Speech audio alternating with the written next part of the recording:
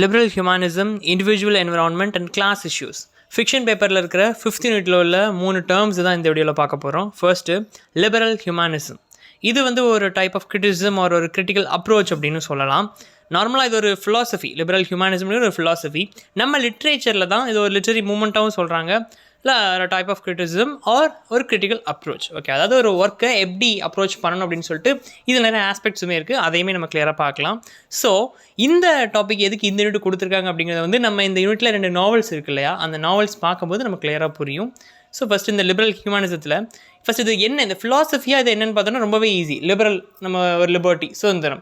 இப்போ தனி மனுஷனுடைய சுதந்திரத்தை பற்றி பேசுகிறது தான் லிபரல் ஹியூமனிசம் அப்படிங்கிறது ஒரு கான்செப்ட். ஓகேவா?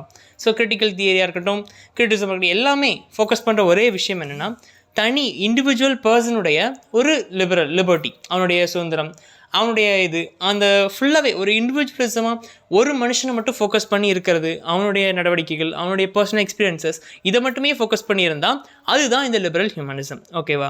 ஸோ லிபரல் ஹியூமனிசம் அப்படிங்கிற ஒரு கிரிட்டிக்கல் பர்ஸ்பெக்டிவ் எதை எம்ஃபசைஸ் பண்ணும் அப்படின்னா இண்டிவிஜுவலோட experience, emotion, choices, desire and ஒரு தனி மனுஷனுடைய நேச்சர், ஹியூமன் நேச்சர் எப்படி இருக்குது, இந்த மாதிரி விஷயங்களை பேசுகிறது தான் லிபரல் ஹியூமனிசம் அப்படிங்கிற இந்த ஒரு கிரிட்டிக்கல் பர்ஸ்பெக்டிவ், ஒரு கிரிட்டிக்கல் தியரி.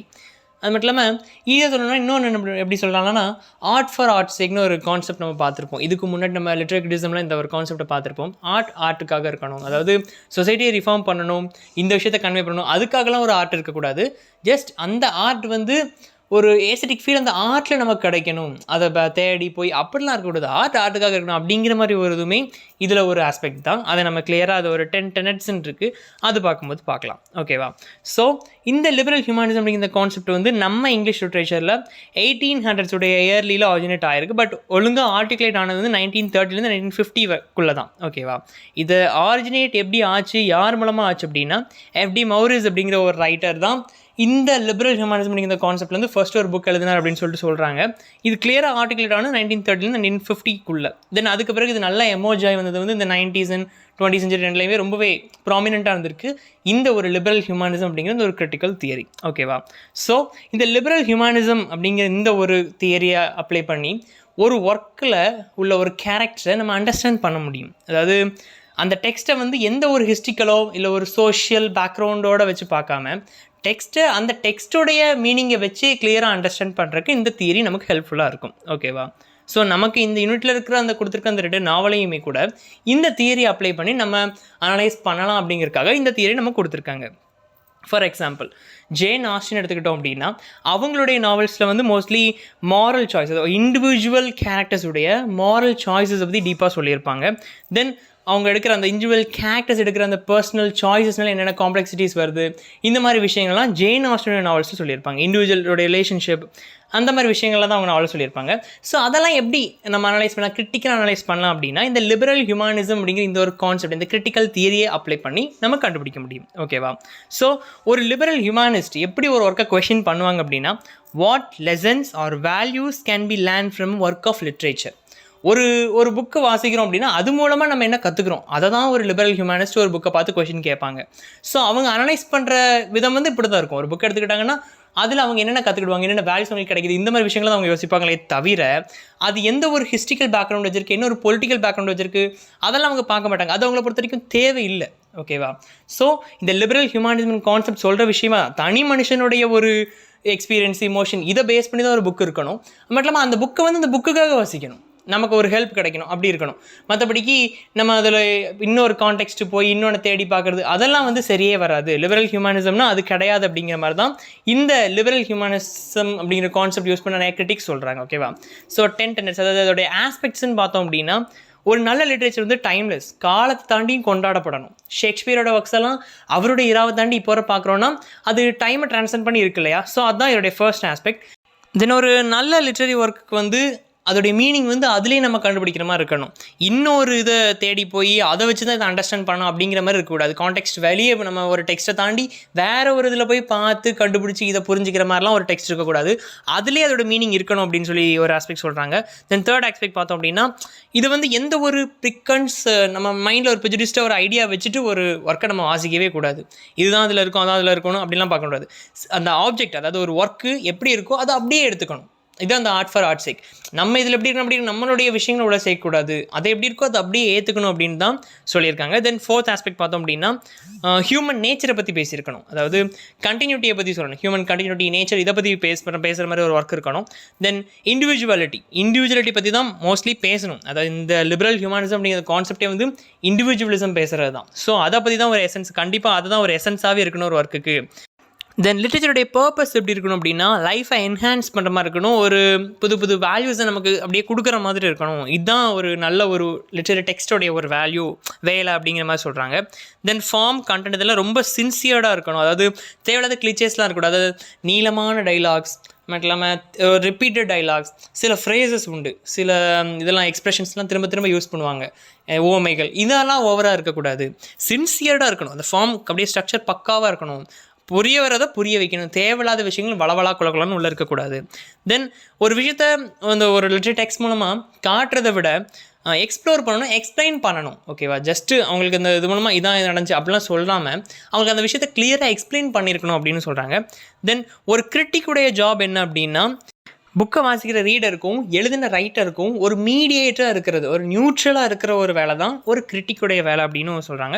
தென் லாஸ்ட்டாக ஒரு டெக்ஸ்ட்டை நம்ம எப்படி அண்டர்ஸ்டாண்ட் பண்ணணும்னா முழுக்க அந்த ஹியூமனிசம் அப்படிங்கிற கான்செப்டோட தான் அண்டர்ஸ்டாண்ட் பண்ணணும் என்டையராக அப்படின்னு சொல்லியிருக்காங்க. ஸோ இதெல்லாம் வந்து இந்த லிபரல் ஹியூமனிசமுடைய ஆஸ்பெக்ட்ஸ் 10 tenets அப்படின்னு சொல்லுவாங்க. ஓகேவா?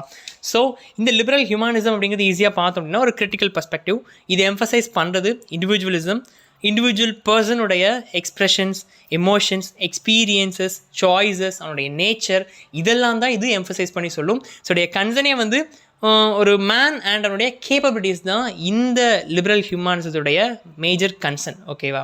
நிறைய பேருடைய நாவல்ஸில் இதை நம்ம ஈஸியாகவே கண்டுபிடிச்சிடலாம். ஸோ இந்த லிபரல் ஹியூமனிசத்துடைய இந்த ஒரு கிரிட்டிக்கல் பர்ஸ்பெக்டிவ், இந்த ஒரு கிரிட்டிக்கல் தியரியை நமக்கு இந்த யூனிட்டில் இருக்கிற 2 நாவல்லையுமே அதை அப்ளை பண்ணால் எப்படி இருக்கும் அப்படிங்கிறது தான், அதுக்காக தான் இந்த ஒரு டேர்மையும் கொடுத்துருக்காங்க. இன்னும் 2 டேர்ம்ஸ் இருக்குது, இண்டிவிஜுவல், என்விரான்மெண்ட். இதெல்லாம் ரொம்ப ஈஸியான டேர்ம்ஸ் தான். அதாவது ஒரு இண்டிவிஜுவல் பர்சனுடைய சுற்றுச்சூழல் அவனை எந்தளவு பாதிச்சு அவனுடைய கேரக்டர்ஸ் எப்படி ஷேப் பண்ணுது அப்படிங்கிறது தான் இந்த டேர்ம் நமக்கு சொல்கிறது. ஷேப்பிங் எ கேரக்டர்ஸ் ஐடென்டிட்டி, பிலீஃப்ஸ், ஆக்ஷன். சுற்றி இருக்கிற சூழல் தான் ஒருத்தனை மாற்றும் இல்லையா? இது நமக்கு நல்லாவே தெரியும். சூழ்நிலையால் சிலர் கொலைகாரன் ஆக்கப்படுவாங்க, சூழ்நிலையால் அவங்க சதிகாரங்கள் ஆக்கப்படுவாங்க, நல்லவங்கள் ஆக்கப்படுவாங்க, இப்படியெல்லாம் இருக்குது. ஸோ அது எந்த அளவுக்கு இருக்குது அப்படிங்கிறது, என்னென்ன ஒர்க்ஸ் எல்லாம் இருக்குது அப்படிங்கிறதுலாம் இந்த கேட்டகரி கீழே வரும். இது ஒரு கான்செப்ட் மாதிரி தான். ஓகேவா? எப்படி ஒரு கேரக்டருடைய அந்த கேரக்டர் எப்படி ஷேப் ஆகுது அப்படிங்கிறது தான் இந்த இண்டிவிஜுவல் என்விரான்மெண்ட் சொல்லணும். அவனோட என்விரான்மெண்ட்டால் எப்படி ஒரு கேரக்டர் ஷேப் ஆகுது அப்படிங்கிறது தான். ஃபிசிக்கல் சரௌண்டிங்ஸ், சோஷியல், தென் பர்சனல், இப்படி நிறைய இருக்குது. சமூகத்தினாலையும் மாறப்படலாம், இல்லை இங்கே இருக்கிற ஏதோ ஒரு நார்ம்ஸ்னாலேயோ, அப்படி இல்லைன்னா அவனை யோசித்து அவனை மாற்றிக்கிறது, இப்படி நிறைய இது இருக்குது. அதில் சில டைப்ஸ் பார்த்தோம் அப்படின்னா ஃபிசிக்கல் என்விரான்மெண்ட்டு, சுற்றி இருக்கிற இடம். இப்போது அர்பன் ஒரு சிட்டியில் இருக்கான் அப்படின்னா சிட்டியில் இருக்கிறவனுடைய மைண்ட் செட் எப்படி இருக்கும், அதே மாதிரி ஒரு கிராமத்தில் இருக்கிற மைண்ட் செட் எப்படி இருக்கும், ரெண்டுமே ஒரு ஸ்லம் ஏரியாவில் இருக்கானா அவன் மைண்ட் செட் எப்படி இருக்கும், இவ்வளோ தான். இது எப்படி ஒரு கேரக்டர் அவனுடைய மைண்ட் மாறுது அப்படிங்கிற விஷயங்கள் இது கீழே வரும். தென் சோஷியல் என்விரான்மெண்ட் அப்படின்னா ரிலேஷன்ஷிப்ஸ். நம்ம வெளியே போய் யார்கிட்ட எப்படி பேசுகிறோம், பழகுறோம், எந்த மாதிரி ஆட்கள்கிட்ட பேசுகிறோம், பணக்காரங்கிட்ட பேசுகிறோமா, ஏழைகள்கிட்ட பேசுகிறோமா, இப்படி இதில் நிறையா இருக்குது. இது சோஷியல் என்விரான்மெண்ட் கீழே வரும். இது மூலமாக எப்படி ஒருத்தனோட பிஹேவியர் மாறுது. தென் இமோஷனல் என்விரான்மெண்ட், ஒருத்தனுடைய மென்டல் ஹெல்த்து, அவனுடைய ரிலேஷன்ஷிப்னால் வர பிரச்சனைகள், இது மூலமாக பிஹேவியர் எப்படி சேஞ்ச் ஆகுது, ஷேப் ஆகுது, இதெல்லாம் இந்த இது கீழே வரும். தென் எக்கனாமிக் என்விரான்மெண்ட்டு, ஃபினான்ஷியலாக சிலர் கஷ்டப்படுவான், அண்டடங்காட்சியாக இருப்பான், இல்லை நல்லா பணக்காரனாக இருப்பான். பணக்காரனாக இருக்கிறவங்க கூட சில சைக்காலஜிக்கல் ப்ராப்ளம்ஸ் இருக்கும். ஸோ அதனுடைய மைண்டை, அந்த இண்டிவிஜுவல் பர்சனாலிட்டி எப்படி மாற்றுது, அதெல்லாம் இந்த கேட்டகரி கீழே வரும். தென் பர்சனல் எக்ஸ்பீரியன்சஸ், சிலருக்கு தனிப்பட்ட விதமாக அவங்களுக்கு சில இன்சிடெண்ட் வந்து அவங்க லைஃப்பை பாதிக்கிற மாதிரி இருக்கும், அது மூலமாக அவங்க லைஃபே சேஞ்ச் ஆகிற மாதிரி இருக்கும், கேரக்டர் மாறுற மாதிரி இருக்கும். அதில் அந்த பர்சனல் எக்ஸ்பீரியன்ஸ் கீழே வரும். தென் கிளாஸ் இஷ்யூ, இது ரொம்பவே ஈஸியான ஒன்று. நம்ம நிறைய டிஸ்கிரிமினேஷன் சம்மந்தப்பட்ட நாவல்ஸ் நிறைய நம்ம கேட்டிருப்போம். அப்படி இருக்கும்போது சோஷியல் கிளாஸ், அதாவது ஒரு கிளாஸ் டிஃப்ரென்ஸ்னால என்னென்ன இம்பேக்ட் ஏற்படுது, என்னென்ன பிரச்சனைகள் வருது ஒரு இண்டிவிஜுவல் லைஃபுக்குள்ளே, நீ வேற ஆள் அப்படின்னு சொல்லிட்டு அவங்களுக்குள்ள என்ன பிரிவினைகள்னால தனி மனிதனுடைய வாழ்க்கையில் என்னென்ன பாதிப்புகள் நடக்குது, அவன் லைஃப் எந்தளவு பாதிக்கப்படுது, அவனுக்கு கிடைக்கிற ஆப்பர்ச்சுனிட்டிஸ் எப்படிலாம் போகுது, என்னென்ன ரிலேஷன்ஷிப்ஸ் எப்படிலாம் பாதிக்கப்படுது அப்படிங்கிற விஷயங்களை பேசுகிறது தான் இந்த கிளாஸ் இஷ்யூஸ். ஓகேவா?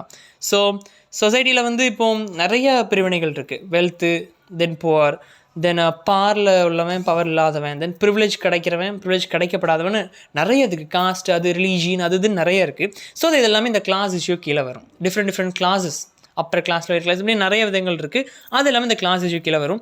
தென் கேரக்டரைசேஷன். ஒவ்வொரு கேரக்டர்ஸும் எப்படி இருக்குன்னு பார்த்தோன்னா ஒவ்வொரு விதமான ப்ராப்ளம்ஸ்லேருந்து வெளியே வந்த மாதிரிலாம் காட்டியிருப்பாங்க.